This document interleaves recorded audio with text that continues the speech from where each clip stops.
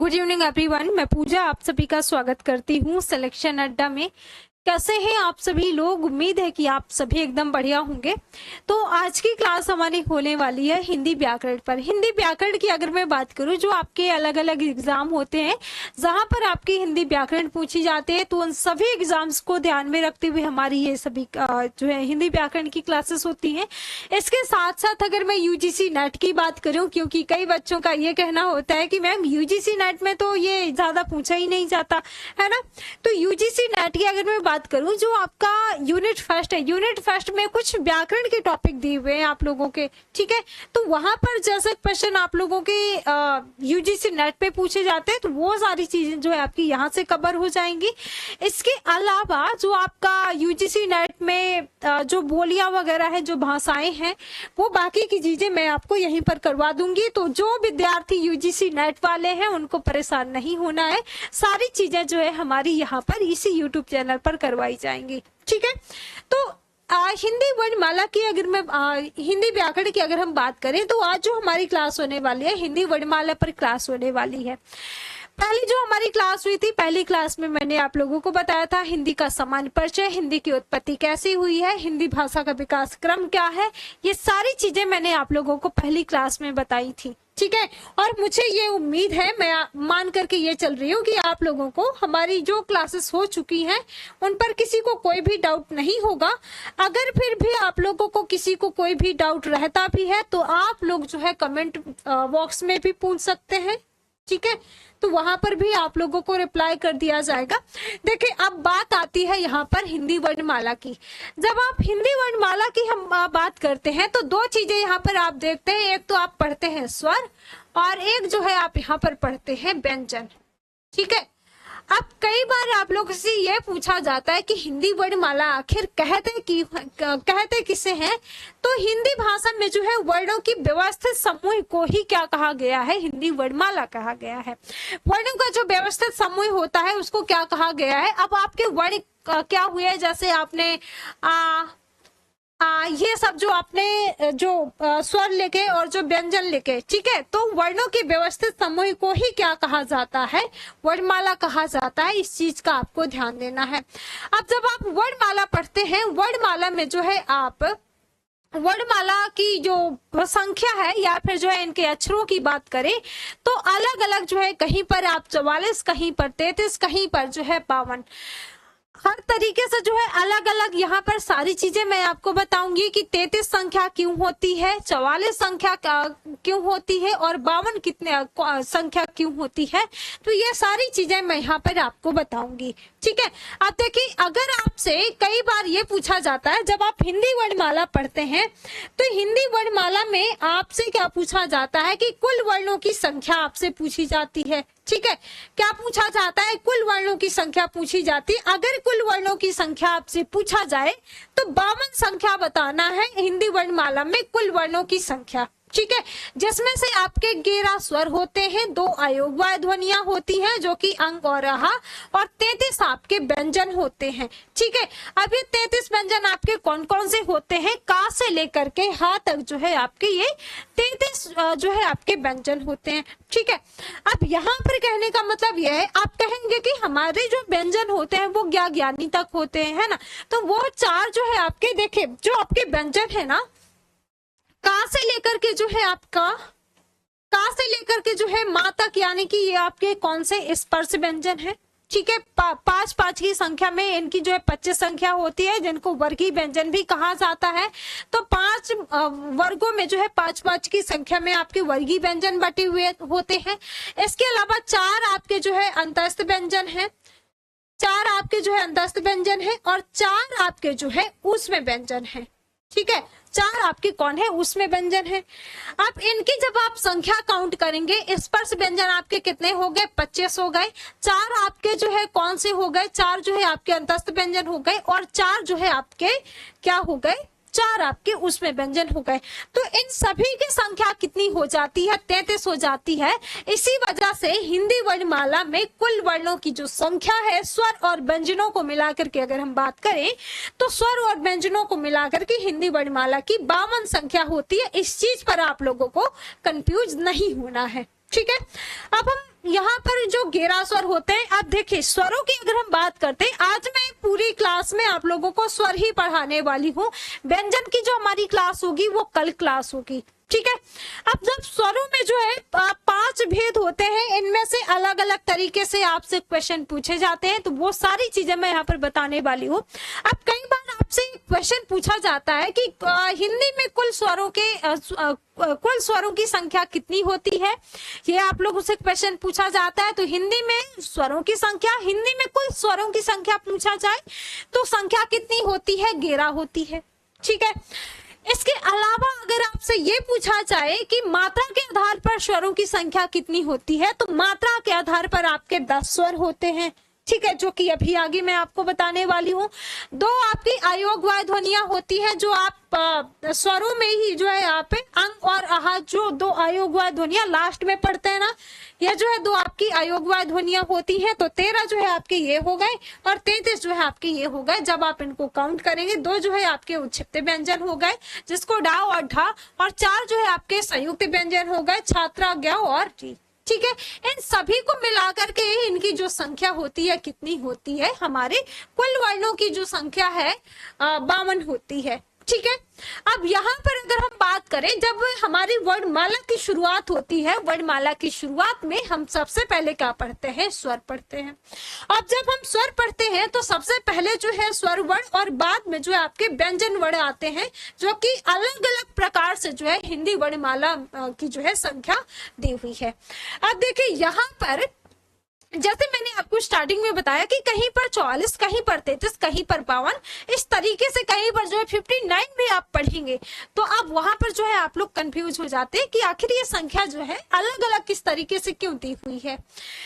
देखिए अगर आपसे यहाँ पर ये पूछा जाता है, क्या पूछा जाता है, मूल्य मुख्य वर्ण आपसे पूछे जाते हैं, तो 44 जो जिनमें से 11 आपके स्वर होते हैं और 33 आपके व्यंजन होते हैं, मूल्य मुख्य वर्ण, ठीक है, जिनमें से आपके जो है अंग, आहा और डा ढा, छात्रा, ज्ञ और री को छोड़ करके ये सभी आपके क्या होते हैं, 44 होते हैं।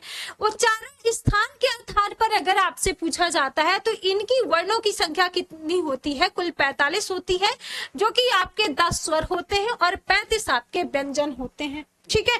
किनको किनको छोड़ करके, इनको री और अंग और आहा जो अयोगवा ध्वनियां होती है इनको छोड़ करके, इसको छोड़ करके, इसके अलावा जो आपके 4 संयुक्त व्यंजन है इनको छोड़ करके इनकी संख्या कितनी होती है, 45 होती है, ठीक है। अब यहाँ पर इसके अलावा लेखन के आधार पर अगर हम बात करें, लेखन के आधार पर आपके 52 जो है वर्ण होते हैं, जिनमें से आपके 11 स्वर होते हैं, 2 अयोगवाय ध्वनियां होती हैं और 39 आपके व्यंजन होते हैं, ठीक है। इसके साथ साथ अगर हम मानक वर्णों की बात करें, देखिए जैसे यहाँ पर लिखा हुआ है ना, इसी तरीके से आपसे क्वेश्चन पूछा जाता है। तो अगर मानक वर्ण आपसे पूछा जाए तो 11 आपके स्वर होते हैं, 2 अयोगवाय ध्वनियां होती हैं और 39 आपके क्या होते हैं, व्यंजन होते हैं, ठीक है। अब अगर आपसे कुल वर्ण पूछे जाए तो कुल वर्ण जो है आपके 52 होते हैं आपके हिंदी वर्णमाला में, जिनमें से 11 स्वर होते हैं, 2 अयोगवाय ध्वनियां होती हैं, 39 व्यंजन होते हैं।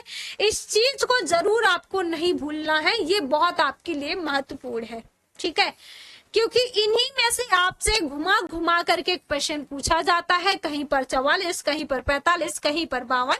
अब देखिए यहाँ पर लेखन के आधार पर अगर आपसे पूछा जाए तो 52 वर्ण होते हैं, अगर मानक वर्ण पूछा जाए आपके वर्णमाला में तो 52 होते हैं, और कुल वर्णों की बात करें तो आपके वर्णमाला में जो है 52 वर्ण होते हैं।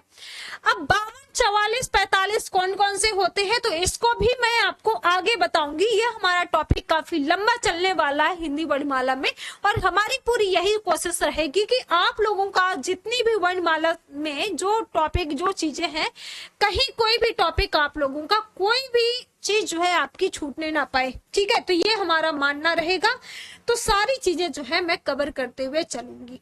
अब देखिए ये मैंने आपको बताया, इस प्रकार जो है हम कह सकते हैं कि मूल्य जो आपके मुख्य वर्ण होते हैं, मुख्य वर्णों की जो संख्या होती है कितनी होती है, 44 होती है, और उच्चारण के आधार पर वर्णों की संख्या कितनी होती है, 45 होती है। अब यहाँ पर आपने क्या देखा, यहाँ पर क्या देखा, उच्चारण के स्थान पर आपने 45 संख्या देखी जो कि आपके 10 स्वर होते। अब आप कहेंगे कि अभी तो थोड़ी देर पहले आपने 11 स्वर बताए हैं, लेकिन यहाँ पर 10 स्वर कैसे आ गए? 10 स्वर तो हमारी मात्राओं के आधार पर होते हैं, है ना। तो देखिए, एक तो इसको छोड़ दिया गया और दो जो है आपकी अयोग्य ध्वनियां छोड़ दी गई, तीन तो इनको छोड़ दिया गया। अब जब आप इनको काउंट करेंगे तो आपके कितने 10 स्वर हुए, है ना। इसके अलावा जो आपके 4 संयुक्त व्यंजन होते हैं, इनको छोड़ करके बाकी के आपके 10 स्वर और बाकी के जो आपके व्यंजन बचे हुए ना, उनको अगर हम जोड़ देंगे तो 45 आपके व्यंजन हो जाएंगे। ठीक है, तो वही कहा गया है कि मूल या मुख्य वर्णों की जो संख्या है वो 44 है, उच्चारण स्थान के आधार पर जो वर्णों की संख्या है वो 45 है, और लेखन के आधार पर जो हमारी वर्णमाला की जो संख्या है वो 52 है। ठीक है, इसके अलावा अगर हम यहाँ पर बात करें हिंदी वर्णमाला, हिंदी व्याकरण में जो है वर्णमाला, तो वर्णमाला को जो है 2 भागों में बांटा गया है, जो कि 2 भाग आपके कौन कौन से? एक तो आपका स्वर है और दूसरा जो है आपका व्यंजन है। स्वर किसे कहते हैं, व्यंजन किसे कहते हैं, इसकी अगर हम बात करें, देखिए स्वर और व्यंजन में सिर्फ नहीं का अंतर होता है। नहीं का अंतर कैसे होता है? स्वरों में क्या होता है, स्वर उन्हें कहते हैं जिनका उच्चारण हम स्वतंत्र रूप से कर पाते हैं, या जिनके उच्चारण में हमें किसी अन्य ध्वनि की आवश्यकता नहीं होती है, जिनका उच्चारण में हम जो है किसी अन्य ध्वनि की सहायता नहीं लेते हैं, तो उनको क्या कहा जाता है? उनको स्वर कहा जाता है। ठीक है, अब जैसे मैंने कहा कि किसी अन्य ध्वनि की सहायता हम स्वरों में नहीं लेते हैं। अब जैसे हमने यहाँ पर स्वर लिखा, आ लिखा, ई लिखी, या फिर कुछ भी स्वर हमने लिखा, तो यहाँ पर जैसे आ लिखा हुआ है, मान लीजिए ये ई लिखा हुआ है, ये बड़ी ई लिखा हुआ है, इनको जब हम उच्चारित करेंगे, आप खुद से उच्चारित करके देखेंगे तो यहाँ पर कोई अन्य ध्वनि निकल करके नहीं आ रही है। इस वजह से हम कहेंगे कि स्वरों का उच्चारण हम स्वतंत्र रूप से कर पाते हैं, स्वरों के उच्चारण में कोई अन्य ध्वनि की सहायता नहीं लेनी पड़ती है, कोई अन्य ध्वनि इनमें से निकल करके नहीं आती है। ठीक है, तो स्वर का उच्चारण हम कैसे करते हैं? स्वतंत्र रूप से करते हैं। लेकिन वहीं अगर हम व्यंजनों की बात करें, जो व्यंजनों का उच्चारण करते हैं, व्यंजनों के उच्चारण में हमें किसी अन्य ध्वनि की सहायता लेनी पड़ती है, और वो जो हमारी अन्य ध्वनि है वो अन्य ध्वनि है कौन? स्वर। ठीक है, बिना स्वर की सहायता से जो है हम वर्णों का उच्चारण नहीं कर पाएंगे, अगर करते हैं तो वो गलत होगा। ठीक है, तो स्वर यहाँ पर आप लिख सकते हैं, स्वतंत्र रूप से हम इनका उच्चारण करते हैं, और इनका उच्चारण जो व्यंजन है हम स्वरों की सहायता से करते हैं। ठीक है,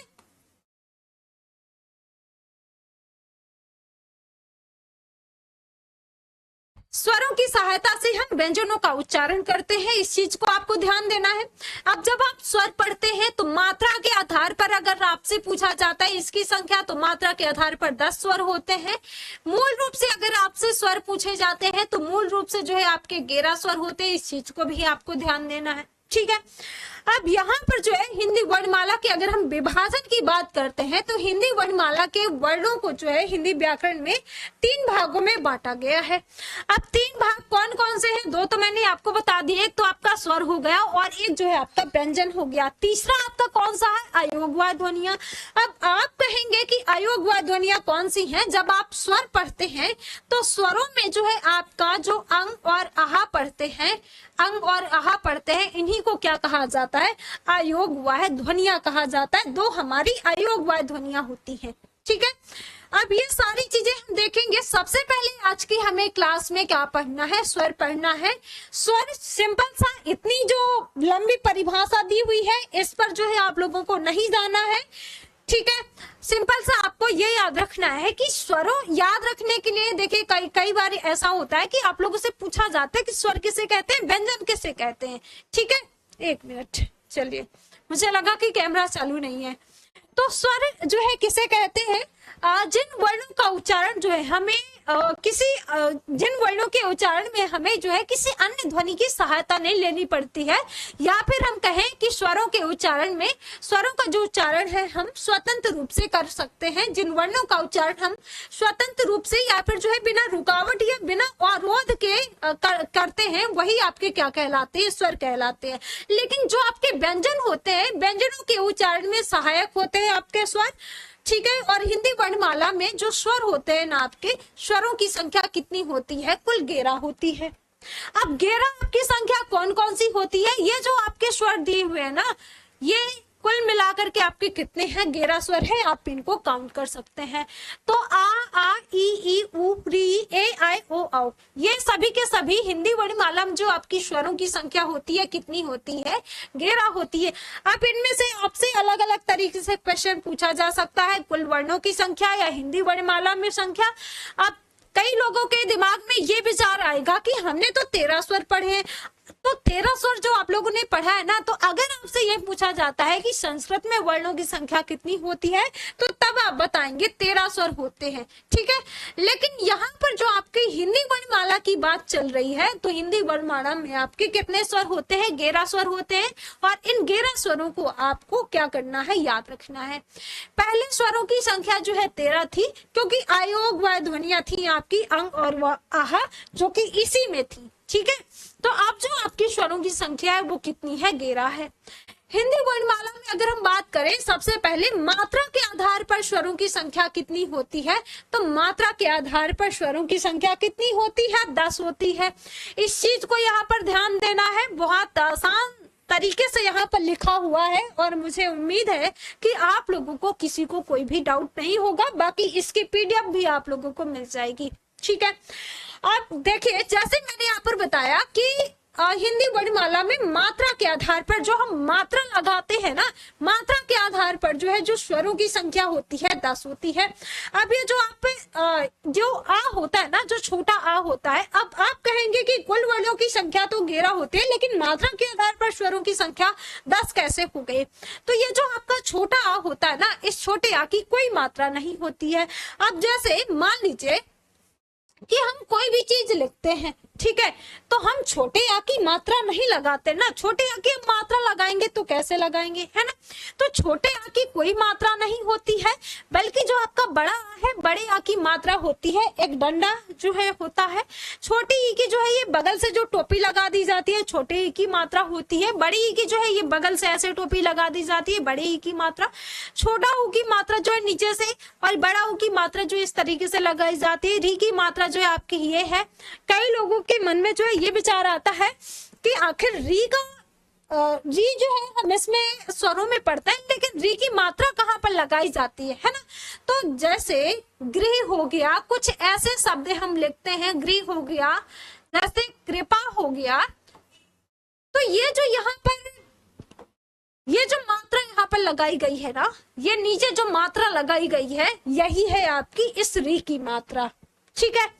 इसके अलावा ए की जो मात्रा है, ऊपर जो है डंडा, जो ए की मात्रा है ऊपर डबल डंडा, ओ की मात्रा जो है बगल में और एक ऊपर डंडा, और जो ओ की मात्रा है एक बगल में डंडा और ऊपर दो पाई, ठीक है। तो ये आपके, अब यहाँ पर अगर आप काउंट करेंगे तो मात्रा के आधार पर जो आपके स्वर होते हैं, मात्रा के आधार पर स्वरों की संख्या कितनी होती है? 10 होती है। इस चीज को आपको ध्यान देना है। 10 कौन कौन से? तो आपका 1 2 3 4 5 6 7 8 9 10, ठीक है। आप इनको काउंट भी कर सकते हैं। तो मात्रा के आधार पर आपके जो स्वर है कितने हो गए?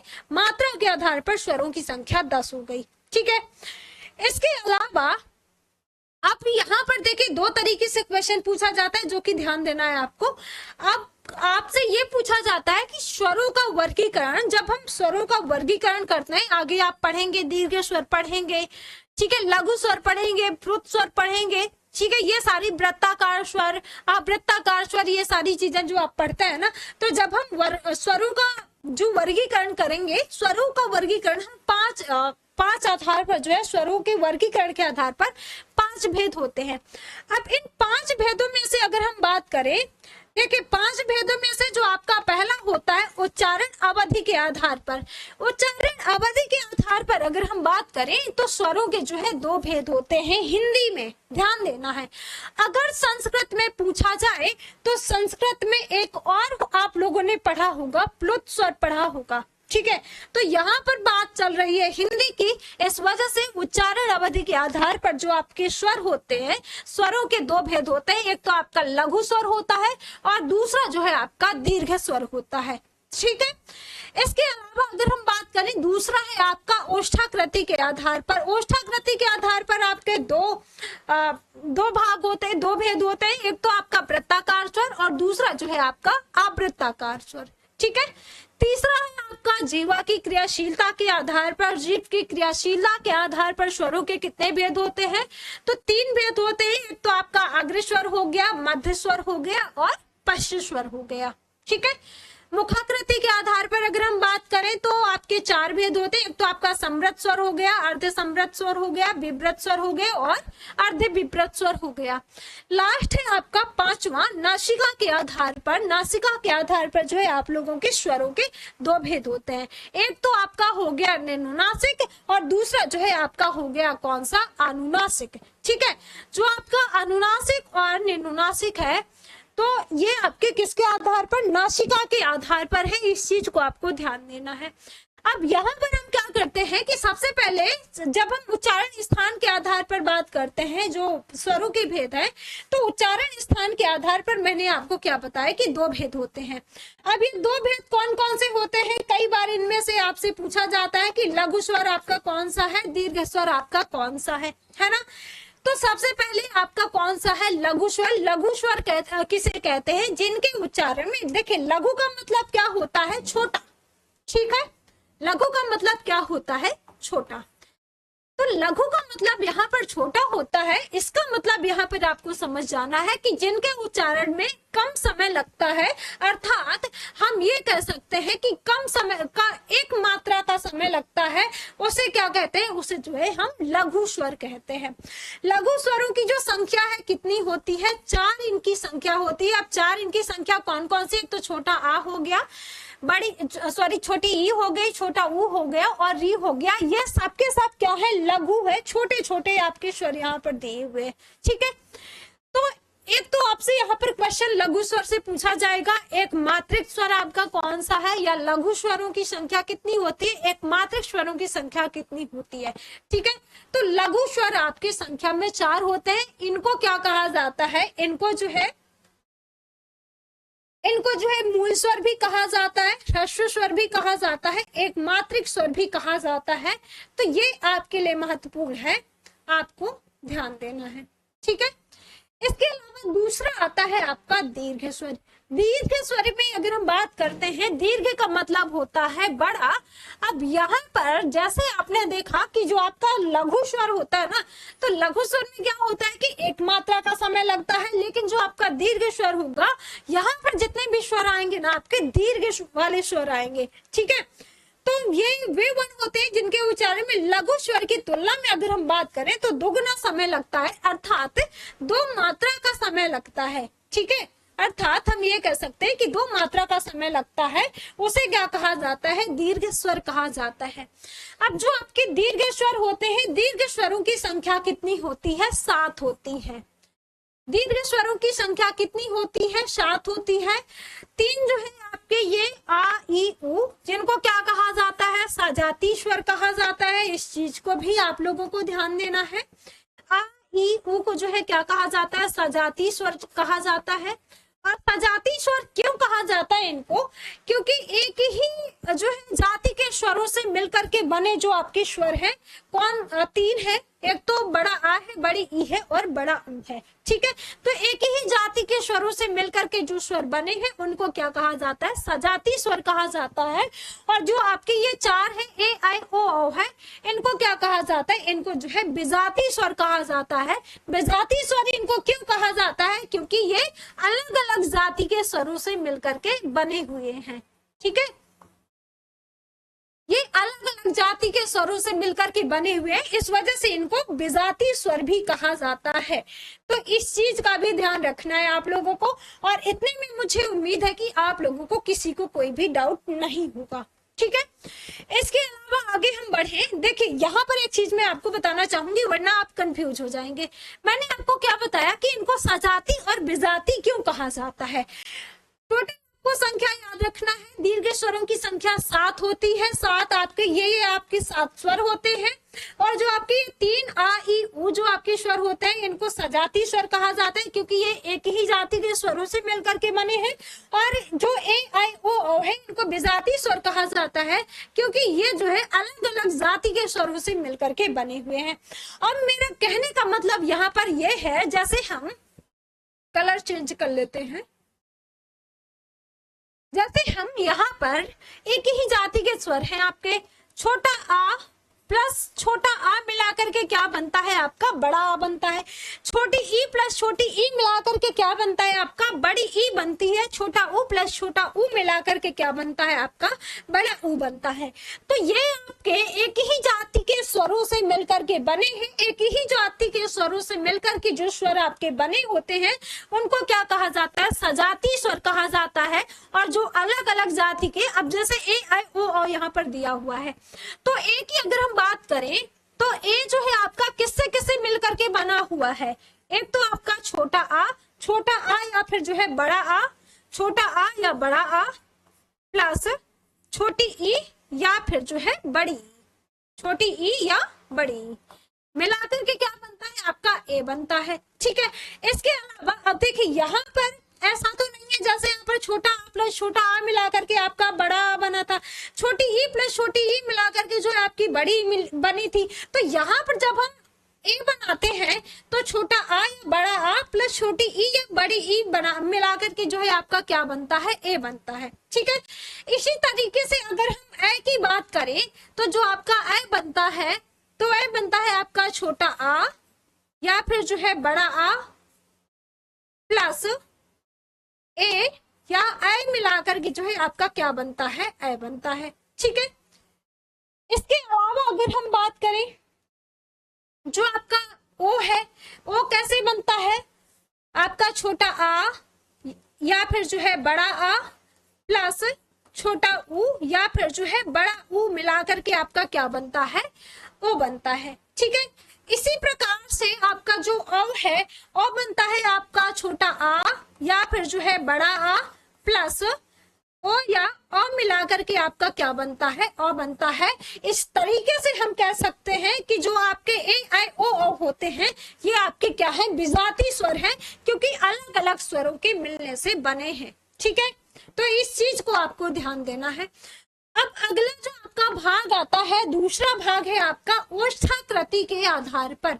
ओष्ठाकृति के आधार पर अगर हम बात करें आपके दो भेद होते हैं। दो भेद कौन कौन से होते हैं, एक तो आपका वृत्ताकार स्वर हो गया और दूसरा जो है आपका अवृत्ताकार स्वर हो गया।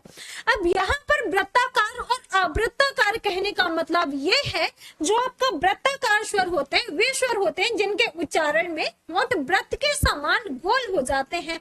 अब यहाँ पर जैसे कुछ स्वर है आपकी दी हुई है, छोटा ऊ दिया हुआ है, बड़ा ऊ दिया हुआ है, ओ दिया हुआ है और ओ दिया हुआ है। आप उच्चारित करके देखेंगे, जैसे हम उच्चारित करेंगे तो छोटा ऊ ओ और औ, ठीक है। तो जो हमारी ओठों की आकृति है वो कैसी हो जाती है, वृत्त के समान गोल हो जाती है। इस वजह से हम क्या कहेंगे, जो आपके वृत्ताकार स्वर होते हैं, वृत्ताकार स्वर वे स्वर होते हैं जिनके उच्चारण में हमारे जो ओठ है ओठों की आकृति जो है हमारे वृत्त के समान गोल हो जाती है, ठीक है। उनको वृत्ताकार स्वर कहते हैं। वृत्ताकार स्वरों की जो संख्या होती है कितनी होती है, 4 होती है, ठीक है। अब ये 4 आपके छोटा ऊ, बड़ा ऊ, ओ और औ। दूसरा है आपका ओष्ठाकृति के आधार पर दूसरा भेद है आपका आवृत्ताकार स्वर। आवृत्ताकार स्वर में क्या होता है, ये वे स्वर होते हैं जिनके उच्चारण में जो हमारे होंठ है वृत्त के समान गोल ना होकर के फैले हुए होते हैं, ठीक है। अब फैले हुए कैसे होते हैं, जैसे ये हमारे स्वर दिए हुए स्वर, इन स्वरों में अगर हम आवृत्ताकार स्वरों की बात करें इनकी जो संख्या होती है कितनी होती है, 7 होती है। जो आवृत्ताकार स्वर होते हैं ये जो है हमारे गोल नहीं होते हैं बल्कि ये फैले हुए होते हैं हमारे जो होंठ होते हैं। जैसे हम इनका उच्चारण करेंगे, जैसे आ या फिर जो है ई री ए आई, तो हमारे जो होठों की आकृति है वो कैसी है, फैली हुई है। इसी वजह से हम इनको क्या कहेंगे, आवृत्ताकार स्वर कहेंगे। आवृत्ताकार स्वर जो है, जो आपके वृत्ताकार स्वर होते हैं, वृत्ताकार स्वरों की अपेक्षा हमारे जो होठों की आकृति है वो फैली हुई होती है। ठीक है, अब यहाँ पर जो है इस चीज को आपको ध्यान देना है। अगला जो आपका भेद आता है जिह्वा की क्रियाशीलता के आधार पर, यानी कि हमारी जीभ की जो है क्रियाशीलता के आधार पर आपके कितने स्वर होते हैं, तो 3 भेद होते हैं। 3 भेद आपके कौन कौन से होते हैं, तो आपका अग्र स्वर हो गया, और दूसरा जो है आपका मध्य स्वर हो गया, और तीसरा जो है आपका कौन सा स्वर हो गया, पक्ष स्वर हो गया। अग्र स्वर किसको कहा जाता है, वे स्वर होते हैं जिनके उच्चारण में जिह्वा की अगली नोक जो है वो क्रियाशील है, और वो उसको क्या कहा जाता है, अग्रस्वर कहा जाता है। जो हमारी जीभ है ना, जीभ की जो हमारी अगली नोक है वो क्या है, क्रियाशील है। ठीक है, तो उसको अग्रस्वर कहा जाता है। अग्रस्वर जो है हमारे ये होते हैं, एक तो छोटी ई, बड़ी ई, री और ए आई, ये हमारे जो है अग्रस्वर होते हैं, जिनकी संख्या कितनी होती है, 5 होती है।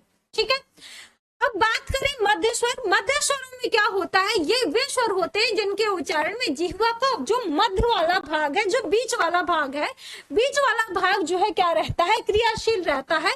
वो क्या कहलाता है, वो जो है आपका मध्य स्वर कहलाता है। ठीक है, इस चीज को आपको ध्यान देना है। मध्य स्वर आपका कौन सा हो गया। ठीक है, पश्चिम स्वर की अगर हम बात करें, पश्चिम स्वर का ये ऐसे स्वर होते हैं जिनके उच्चारण में जो हमारी जीभ होती है, जीभ का जो पिछला भाग है, जो पिछला वाला भाग है वो क्या रहता है, वो अग्रसर रहता है, वो क्रियाशील रहता है। उसको क्या कहा जाता है, मध्य स्वर कहा जाता है। ठीक है, अब यहाँ पर जो मध्य स्वर होते हैं, मध्य स्वर जो है आपका बड़ा आ, छोटा ऊ, बड़ा ऊ, ओ और औ। ठीक है, अब जब आप उच्चारण करेंगे इनको, तो जैसे हम पक्षी स्वर के जो पक्ष स्वर के अंतर्गत जितने भी आपके स्वर आते हैं, इनको अगर हम उच्चारित करें, जैसे आ, ठीक है, जो हमारी जीभ का पिछले वाला जो हिस्सा है ना, वो इसमें अग्रसर रहेगा, वो इसमें जो है क्रियाशील रहेगा। ठीक है, जैसे हमने उच्चारित किया ओ, तो हमारे जो जीभ का पिछला वाला भाग है वो जो है इसमें क्रियाशील रहेगा। तो जो हमारे पक्षी स्वर होते हैं, पक्षी स्वर में क्या होता है कि जीभ का हमारे जो पिछला वाला भाग है वो अग्रसर रहता है, और जो हमारा अग्रस्वर होता है, अग्रस्वर में हमारे जीभ का जो अगली जो हमारी नोक होती है आगे वाली, तो वो जो है अग्रसर रहती है। और मध्य जो हमारा भाग होता है, मध्य स्वर में क्या होता है कि हमारी जीभ का जो बीच वाला हिस्सा है ना, वो अग्रसर होता है, वो जो है क्रियाशील रहता है, उसको क्या कहा जाता है, मध्य स्वर कहा जाता है। ठीक है, तो मुझे उम्मीद है कि ये सारी चीजें आपको समझ में आई होंगी। चौथा पर भेद है आपका मुखाकृति के आधार पर, मुख की आकृति के आधार पर। मुख की आकृति के आधार पर अगर हम बात करें तो 4 भेद होते हैं। 4 भेद कौन कौन से होते हैं, एक तो आपका समृद्ध स्वर हो गया, और दूसरा जो है आपका अर्ध समृद्ध स्वर हो गया, तीसरा आपका विभ्रत स्वर हो गया, और चौथा जो है आपका क्या हो गया, अर्ध विभ्रत स्वर हो गया। ठीक है, अब इनमें से ध्यान से आपको किसको किसको याद रखना है, एक तो आपको समृद्ध स्वर याद रखना है, और दूसरा जो है आपको विभ्रत स्वर याद रखना है। ठीक है, तो जो आपके मुखाकृति के आधार पर है, मुखाकृति के आधार पर आपके 4 भेद होते हैं। समृद्ध स्वर की अगर हम बात करें तो समृद्ध स्वर वे स्वर कहलाते हैं जिनके उच्चारण में मुख्य व्रत के समान बंद सा रहता है, अर्थात जो हमारा मुख है ना वो सबसे कम खुलता है। ठीक है, हमारा जो मुख है वो सबसे कम खुलता है। हमारे कुछ ऐसे स्वर होते हैं जिनके उच्चारण में जो हमारा मुख है वो सबसे कम खुलता है। जैसे हमारे जो समृद्ध स्वर होते हैं, समृद्ध स्वरों की संख्या कितनी होती है, 5 होती है। अब ये समृद्ध स्वर कौन कौन से होते हैं, छोटी ई, बड़ी ई, छोटा ऊ और बड़ा ऊ और री। अब यहाँ पर बात क्या करी गई है कि मुख जो है सबसे कम खुलता है, अर्थात मुख जो है वो व्रत के समान बंद सा रहता है। ठीक है, अब जैसे मुख कम खुलने की मैंने बात करी, तो जैसे छोटी ई, हमारा जो मुख है कम खुला, बड़ी ई, छोटा ऊ, बड़ा ऊ। ठीक है, तो मुख, इनके उच्चारण में जो हमारा मुख है वो कम खुल रहा है, उनको क्या कहा जाता है? समृद्ध स्वर कहा जाता है। अर्ध समृद्ध स्वर आपके कौन से होते हैं? ये वे स्वर होते हैं जिनके उच्चारण में मुख समृद्ध स्वरों की तुलना में आधा बंद सा रहता है, अर्थात उनको क्या कहा जाता है? अर्ध समृद्ध स्वर कहा जाता है। ठीक है, अब अर्ध समृद्ध स्वरों की बात करें, ये जो आपके दो होते हैं, एक तो आपका ए हो गया और एक जो है आपका ओ हो गया। विब्रत स्वरों की बात करें, विब्रत स्वर में क्या होता है? विब्रत का अर्थ होता है खुला हुआ। ठीक है, अब यहाँ पर कम खुल रहा था, समृद्ध स्वरों में जो है कम खुल रहा था, लेकिन विब्रत स्वरों की जब बात आती है ना, तो यहाँ पर जो हमारा मुख है ना वो विब्रत स्वरों की तुलना में ज्यादा खुला हुआ दिखाई देगा। ठीक है, तो विब्रत स्वर ये वे स्वर होते हैं जिनके उच्चारण में मुख पूरा खुलता है, अर्थात सबसे ज्यादा खुलता है, उसको क्या कहा जाता है? विब्रत स्वर कहा जाता है। जो कि आपका जो आ है वो क्या है? विब्रत स्वर है। अब जैसे यहाँ पर ज्यादा खुलने की बात करी गई, या फिर हम कहें कि समृद्ध स्वरों की तुलना में ज्यादा खुलते हैं। ठीक है, तो जैसे आ है आपका, तो आ जैसे हम बोलेंगे तो हमारा जो मुख है ना वो सबसे ज्यादा खुल रहा है, तो विब्रत का मतलब होता है कि खुला हुआ। ठीक है, तो ये जो होते हैं इसमें मुख हमारा पूरा खुलता है। जो हमारा अर्ध विब्रत स्वर है, अर्ध विब्रत स्वर में क्या होता है? ये वे स्वर होते हैं जिनके उच्चारण में मुख विब्रत स्वर की तुलना में आधा और अर्ध स्वरों की तुलना में जो है ज्यादा खुला सा रहता है, वो हमारा क्या कहलाता है? अर्ध विब्रत स्वर कहलाता है। और ये आपके कौन कौन से होते हैं अर्ध विब्रत स्वर? एक तो आपका आ हो गया, आई हो गया और ओ हो गया। ठीक है, इसके अलावा अगला है आपका नासिका के आधार पर। नासिका के आधार पर आपके जो स्वर होते हैं, स्वरों के दो भेद होते हैं, एक तो आपका निम्नासिक स्वर हो गया और एक जो है आपका अनुनासिक स्वर हो गया। निम्नासिक स्वर की अगर हम बात करें, ये वे स्वर होते हैं जिनके उच्चारण में नासिका का प्रयोग नहीं किया जाता है, अर्थात हम कह सकते हैं कि सिर्फ मुख से उच्चारित होने वाली जो ध्वनियां होती हैं उनको क्या कहा जाता है? उनको जो है निम्नासिक स्वर कहा जाता है। ठीक है, अब इनमें से आपके जो सभी स्वर हैं किसके अंतर्गत आ जाते हैं? निम्नासिक के अंतर्गत आ जाते हैं।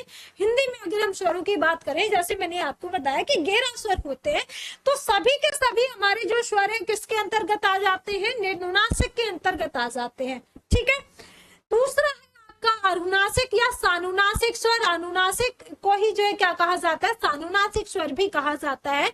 ये वे स्वर होते हैं जिनके उच्चारण में नासिका का प्रयोग किया जाता है, अर्थात मुख के साथ साथ जो है नासिका से उच्चारित होने वाली जो ध्वनियां है, यहाँ पर ध्वनिया लिखा हुआ है, ध्वनिया उनको क्या कहा जाता है? अनुनासिक या फिर जो है सानुनासिक स्वर कहा जाता है। अनुनासिक या फिर जो है सानुनासिक ध्वनियां कहलाती हैं। ये जो हमारे होते हैं इनमें से जो आपकी जैसे आ हो गया, ये जो आपकी ऊपर जो बिंदी रखी हुई होती है, जैसे कोई भी शब्द हम लिखते हैं जो ऊपर हम बिंदी लगाते हैं, वो जो है आपकी कौन सी ध्वनियां है? वो जो है आपकी अनुनासिक ध्वनियां है। ठीक है, तो इस चीज का यहाँ पर आप लोगों को ध्यान देना है, अनुनासिक सानुनासिक इसमें। और आज जो हमारी क्लास रही है स्वरों में, आपके स्वर से किस तरीके से क्वेश्चन पूछे जाते हैं, तो इन पर हमारी ये आज पूरी क्लास रही है। और मुझे उम्मीद है कि इस पूरी क्लास में आप लोगों को किसी को कोई भी डाउट नहीं होगा। ठीक है, अगर आप लोगों को लगता है कि कहीं कोई भी डाउट है, कुछ जो है चीजें मिस हुई है, या फिर जो है कुछ भी आप लोगों के मन में विचार आ रहा है, तो जरूर आप लोग जो है कमेंट बॉक्स में पूछ सकते हैं। वहां पर जो है आपके क्वेश्चन का रिप्लाई कर दिया जाएगा। और इसके साथ साथ आप लोगों को पीडीएफ के लिए परेशान नहीं होना है। नीचे डिस्क्रिप्शन बॉक्स में आप उसी वीडियो के नीचे देखेंगे तो आपको जो है टेलीग्राम की लिंक मिल जाएगी, वहां पर जो है आपको नोट्स मिल जाएंगे। ठीक है, तो अगली जो हमारी क्लास होगी ना, अगली क्लास होगी हमारी व्यंजन पर। व्यंजन जो है आपके व्यंजनों की संख्या कितनी होती है, कौन कौन से आपके व्यंजन होते हैं, ये सारी चीजें जो है हम अगली क्लास में डिस्कस करेंगे। ठीक है, तो उम्मीद है कि किसी को कोई डाउट नहीं होगा। बाकी हमारी क्लासेस से जुड़ने के लिए आप लोग जो है हमारे इसी यूट्यूब चैनल पर जुड़ सकते हैं। और अगर आप लोग जो है किसी की फर्स्ट क्लास है तो चैनल को आप लोगों को सब्सक्राइब कर लेना है। इसके साथ साथ अपने दोस्तों के साथ में भी शेयर करना है, ताकि ज्यादा से ज्यादा लोग जो है हमारी क्लासेस से जुड़ सके। ठीक है, तो सभी को बाय बाय, थैंक यू।